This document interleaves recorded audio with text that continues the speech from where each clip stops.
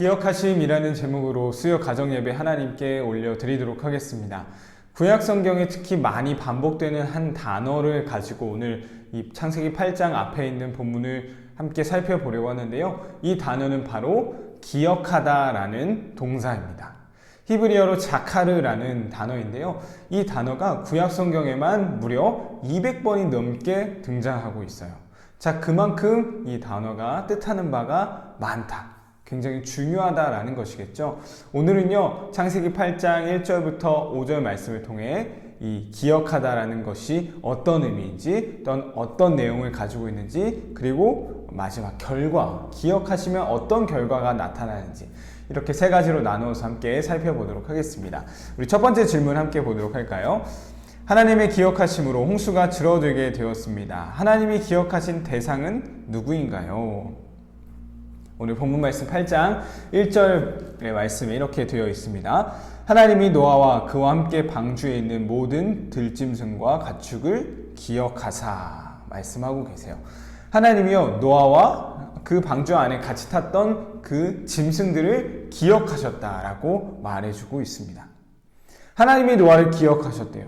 자, 이 본문은요, 결코 하나님이 노아의 의로움, 노아의 순종을 기억하셨다라고 말하고 있지 않습니다. 우리 지난 시간까지, 아니 앞으로 지금까지 노아를 계속해서 살펴봤잖아요. 노아 어떤 인물이었나요? 노아는요, 엄청난 믿음을 가졌던, 그 믿음을 가지고 하나님 말씀에 순종했던 인물이었다고요. 자, 그런데 노아의 그런 모습은 전혀 나와 있지 않고요. 하나님이 그저 노아를 기억하셨다라고 말해주고 있습니다. 무슨 의미일까요? 하나님은 노아의 그 어떠하심을 보시고 기억하신 게 아니라 노아라는 그 존재 자체를 보시고 노아를 기억하셨다라는 거예요. 하나님의 기억하심은요, 이렇게 이 의미라고 기억하면 될 것 같습니다. 하나님의 기억하심은 곧 은혜의 시작을 말하는 것입니다. 사람의 어떠함을 보시고 하나님이 그것을 보고 기억하시는 게 아니라 어떤 존재이든 그 존재 자체를 보시고 하나님이 기억해 주신다. 하나님이 기억하셨다라는 것이 나오면요, 이제 하나님이 은혜를 베푸시는구나. 이렇게 연결시켜서 생각하면 되겠습니다. 하나님의 기억하심은 은혜의 시작을 말합니다. 은혜란 무엇인가요? 자격 없는 자에게 주어지는 것이죠. 이러한 자격 없는 자에게 주어지는 이 은혜가 바로 하나님의 기억하심입니다. 레위기에 나오는 소제가 그런 의미를 또 담고 있는데요. 레위기 2장 9절에 이렇게 나와 있습니다. 그 소제물 중에서 기념할 것을 가져다가 제단 위에 불사를 지니 이는 화제라 라고 나와 있어요. 자, 소제는 곡식으로 하나님께 드린 제사였죠. 그 소제물 중에서 드린 그 소제물 중에서 기념할 것을 가져다가 제단 위에서 불사르겠다라고 말하고 있습니다. 자, 이게 개역개정에서는 조금 어렵게 표현되어 있는데요. 쉬운 성경이 이렇게 잘 표현해주고 있어요. 전체를 드렸다는 표시로 그 곡식 제물 가운데서 일부를 따로 떼어낸 다음 그것을 제단 위에 태워라 라는 거예요. 자, 기념물이 무슨 의미일까요? 전체를 드렸다는 의미에서 조금만 가져다 하나님께 드린다라는 거예요. 이 조금을 하나님께 드리지만 하나님은 이 조금을 보시고 전체를 받으신 걸로 간주하시겠다라는 거죠. 여기서 사용되는 이 기념물에서 사용되는 단어가 바로 자카르입니다. 자카르. 이 소재에서는 아즈카라라고 되어 있는데요. 같은 어근을 가진 단어예요. 여기도 마찬가지로 하나님의 기억하심, 즉 은혜가 시작되고 있는 거죠. 조금을 드렸지만 그 조금을 보시고 전체로 받아주시는 것.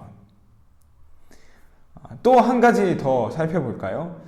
삼손의 이야기에서 이 자카르, 하나님의 기억하심이 또 한번 등장하게 되는데요. 삼손은 어떤 인물이었나요? 하나님께 선택받았지만 하나님의 뜻이 아닌 자기 뜻대로, 마음대로 살았던 인물이었습니다. 하지만 그가 마지막 눈이 뽑히고 결박된 상태에서 다곤의 신전에서 사람들에게 조롱받을 때 마지막으로 했던 고백이 있어요. 사사기 16장 28절입니다. 삼손이 여호와께 부르짖어 이르되 주 여호와여 구하옵나니 나를 생각하옵소서. 자, 여기서 나온 게 같은 단어거든요. 자카르. 하나님이여 구하옵나니 이번만 나를 강하게 하사. 자, 하나님 나를 좀 생각해 주세요. 나를 좀 권념해 주세요. 이번만 나를 강하게 해주셔서 이 블레셋 원수들에게 하나님의 이 원수들을 갚을 수 있게 도와주세요라는 고백이었죠. 하나님의 기억하심을 구했을 때 하나님이 정말 삼손을 기억해 주셨고요. 하나님의 기억하심은 무엇의 시작이라고 그랬죠? 은혜의 시작. 하나님이 삼손에게 은혜 주셔서 이전에 죽였던 자보다 마지막에 죽을 때 죽였던 자가 더 많다라고 기록하고 있습니다. 이 하나님의 기억하심의 은혜를 통해서 이 삼손은 하나님께 쓰임받는 사사의 역할을 감당하게 되고요. 그는 히브리서의 믿음의 반열에 오르게 되죠. 이 마지막 고백 때문입니다. 하나님, 나를 생각하옵소서. 나에게 은혜 주옵소서. 이 고백이었던 거죠. 하나님 우리를 기억하시는 분입니다. 하나님 우리에게 은혜 주시는 분이에요. 그렇다면 우리에게 필요한 것은 무엇일까요? 바로 그 은혜 주시는 분께 나아가는 것이겠죠. 이런 말로 좀 바꿔봤습니다. 그 은혜 주시는 분께 우린 작은 고백, 작은 실천이 필요하다라는 거예요. 노아에게 있어서 작은 고백, 작은 실천은 무엇이었을까요? 바로 방주겠죠. 소제를 드리는 제사자에게는 어떠한 것이 될까요? 전체는 아니지만 그 작은 그 제물을 드리는 것이겠죠. 삼손에게 있어서는요, 그의 인생이 앞에서는 어땠을지 모르지만 마지막 하나님 이번만 나를 기억해 주세요. 이 고백이 바로 하나님께 나아가는 우리에게 필요한 모습이다라는 사실입니다. 하나님이 우리에게 주시는 구원이 그런 것 같아요. 우린 여전히 죄인이죠. 하지만 우리가 예수 그리스도를 구주로 고백하는 그 믿음을 보시고요. 하나님 우리 전체를, 나라는 이 죄인 전체를요, 의로운 사랑으로 여겨주시는 것입니다. 그렇게 우리에게 필요한 것은 바로 이 작은 고백, 작은 실천, 즉 하나님께 나아가는 것이 필요한 것입니다. 고난주간을 보내고 있습니다. 어떻게 예수님의 고난에 동참하고 계신지요? 기도의 자리에 나와서 기도하시는 분도 있고요. 금식표 보니까 많이 금식도 하고 계시더라고요. 우리가 기도하는 것, 금식하는 것, 주님이 받으신 고난에 비하면 정말 아무것도 아니죠. 너무나 작은 것이지만요, 하나님께 그 작은 것이 드려졌을 때 하나님은요, 그것을 보시고 우리를 생각해 주시는 분이에요. 하나님은 우리의 작은 그 실천을 보시고요, 전체로 받아주시는 분이에요. 하나님이 분명 이 고난주간 주님 앞에 나아가는 우리에게 우리의 그 모습을 기쁘게 받으실 것이라 생각합니다. 우리 삶에서도 마찬가지인 것 같아요. 이 아즈카라, 이 소재의 원리를 좀 기억하면 좋겠습니다. 하루에 몇 분, 몇 시간도 우리는 참 어렵지만요, 몇 분만이라도, 몇십 분만이라도 하나님께 한번 드려보시죠. 하나님은요, 그것을 통해 우리 삶의 전체를 기쁘시게 받으시는 것입니다. 이게 바로 하나님의 기억하심, 곧 은혜의 시작이다라는 겁니다. 하나님이 기억하시는 분입니다. 기억하신다는 건요, 곧 은혜가 시작된다라는 거예요. 우리는 그 은혜 주시는 분께, 우리를 기억해 주시는 분께 나아감이 필요하다라는 사실입니다. 우리 첫 번째 말씀 기억하면서 나눔 진행해 보도록 하겠습니다. 하루, 일주일, 한 달, 1년 동안의 나의 삶 중에서 하나님이 기쁘게 받으실 만한 작은 실천의 모습은 무엇이 있나요? 소재의 원리죠. 작은 것을 하나님이 전체로 받아주시는 하루, 일주일, 한 달, 1년 동안의 삶 중에서 하나님께서 기쁘게 받으실 만한 내가 지금 하고 있는 작은 실천은 무엇이 있나요? 우리 함께 나눠보도록 하겠습니다.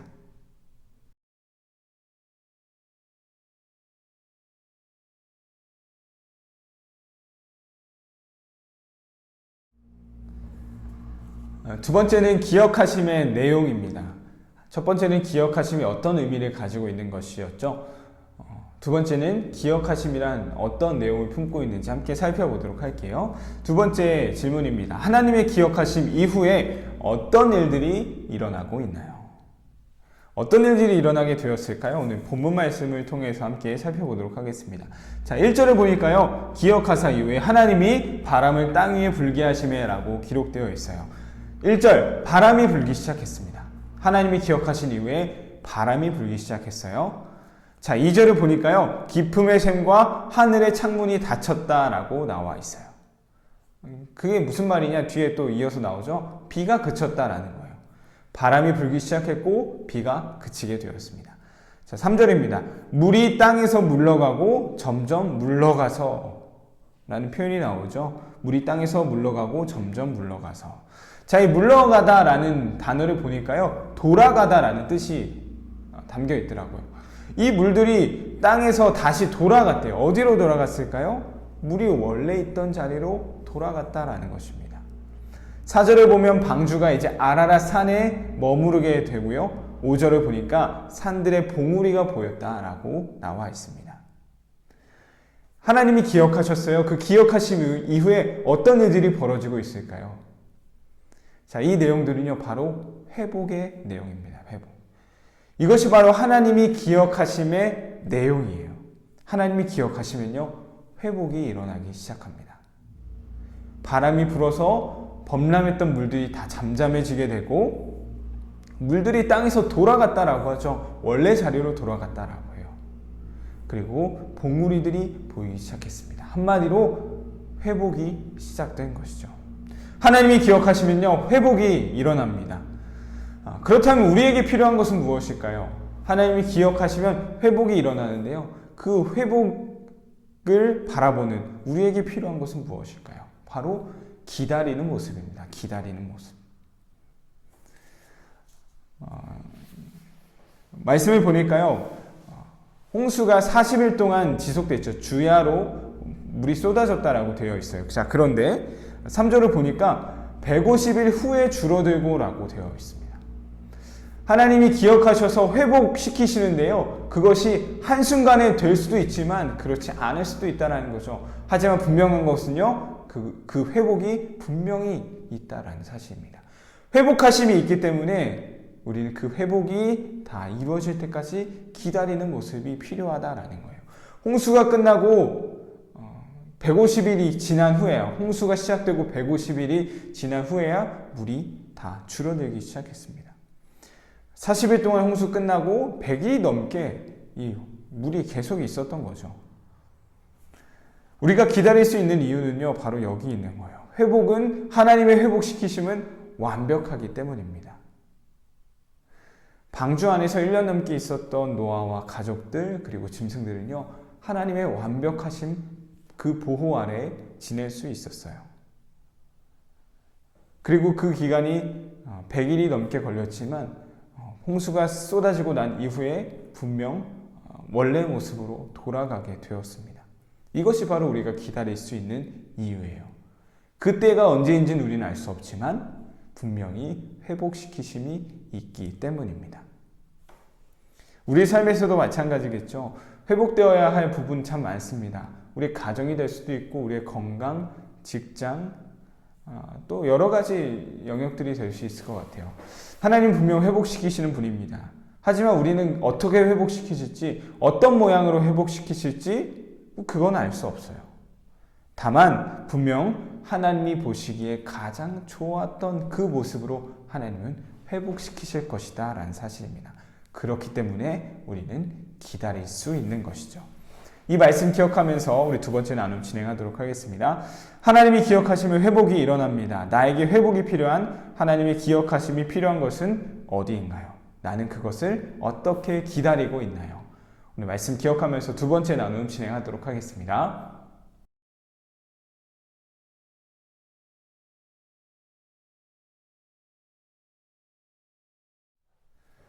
첫 번째는 기억하다, 하나님이 기억하다라는 게 어떤 의미인지, 두 번째는 그 하나님이 기억하시면 어떤 일이 일어나는지, 기억하심의 내용이죠.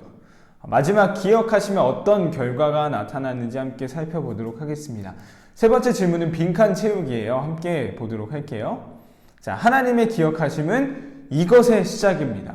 무엇의 시작이라고 했었죠? 곧 하나님이 기억하시면 이제 이것이 시작되겠구나. 바로 은혜입니다. 하나님이 기억하시면 은혜가 시작되죠. 자, 두 번째, 은혜가 있는 곳에 이것이 있습니다. 자, 노아의 이야기를 기억하면 될 것 같아요.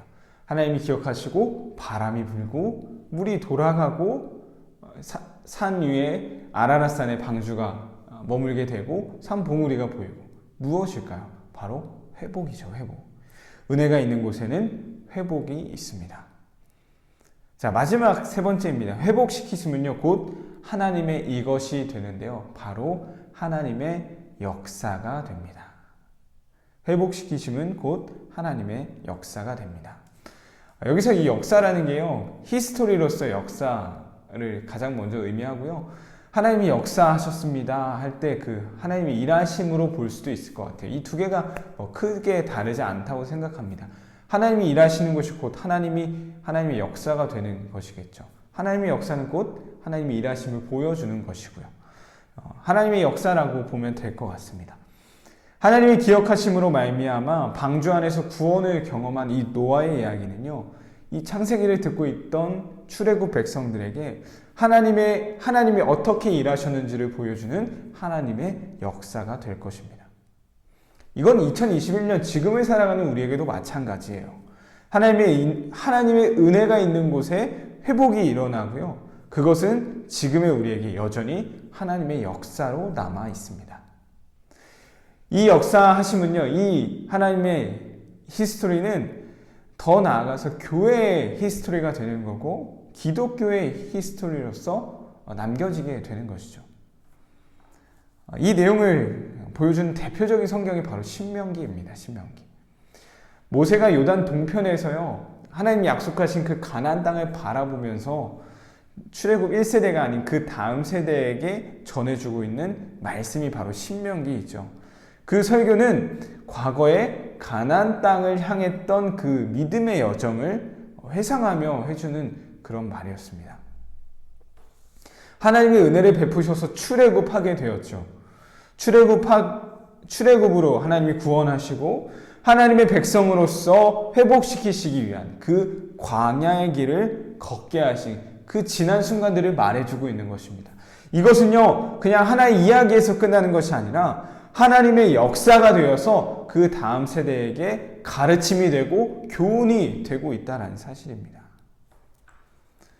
은혜가 있는 곳에 회복하심이 있습니다. 회복시키심은 곧 하나님의 역사가 됩니다. 이것은 우리의 삶에서도 마찬가지입니다.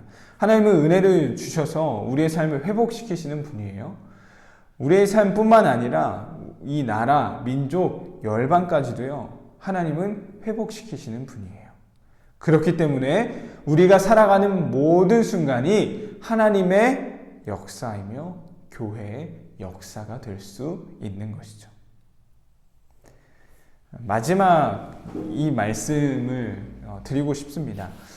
교회의 역사는 굉장히 중요합니다. 이 땅에 교회가 세워지고 이 교회가 어떻게 지금까지 나아왔는지 이것은요, 굉장히 중요해요. 왜 그럴까요? 하나님이 어떻게 일하셨는지를 교회의 역사를 통해 알 수 있기 때문입니다. 이 교회의 역사는 그 어떤 것과도 바꿀 수 없는 우리에게 주어진 정말 귀한 교훈입니다.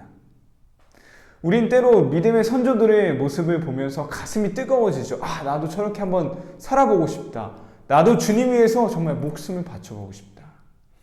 우리가 믿음의 선조들을 보면서 마음이 뜨거워지는 것처럼요, 우리의 후손들은 지금 우리의 모습을 보고 가슴이 뜨거워질 만한 그런 삶을 살고 있는지 우린 돌아봐야 돼요.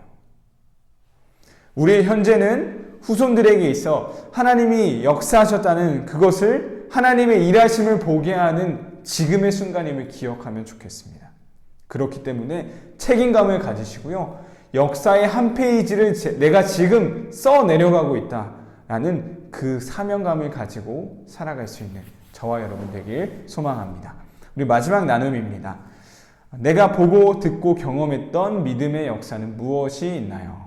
또한 자녀들에게 반드시 물려주고 싶은, 들려주고 싶은 이 믿음의 역사는 무엇이 있나요? 마지막으로 함께 나눠보도록 하겠습니다.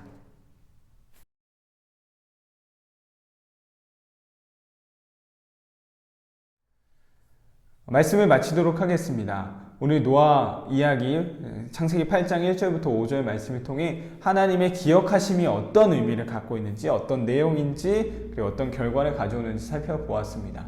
첫 번째, 하나님이 기억하심은 어떤 의미를 갖고 있나요? 하나님의 기억하심은 곧 하나님의 은혜의 시작이다 라고 했어요. 그렇게 우리가 해야 될 것은 그 은혜를 주시는 분께 나아가는 것이 필요하다라고 했었죠.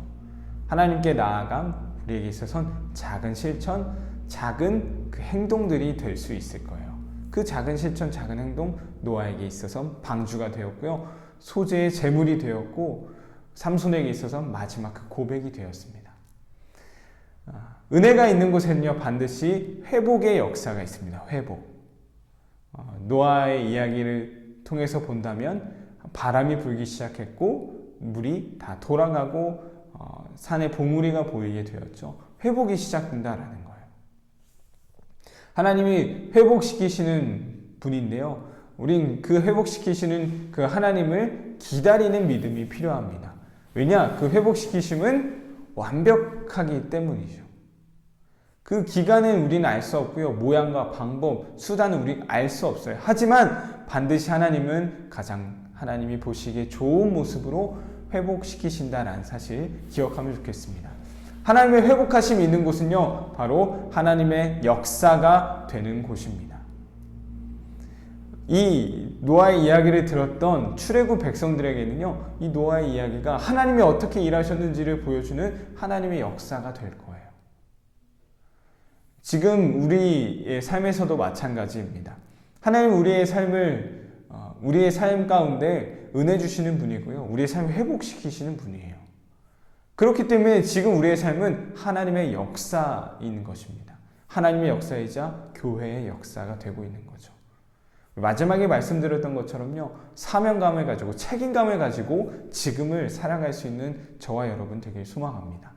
우린 지금 역사의 한 페이지를 써 내려가고 있는 거예요.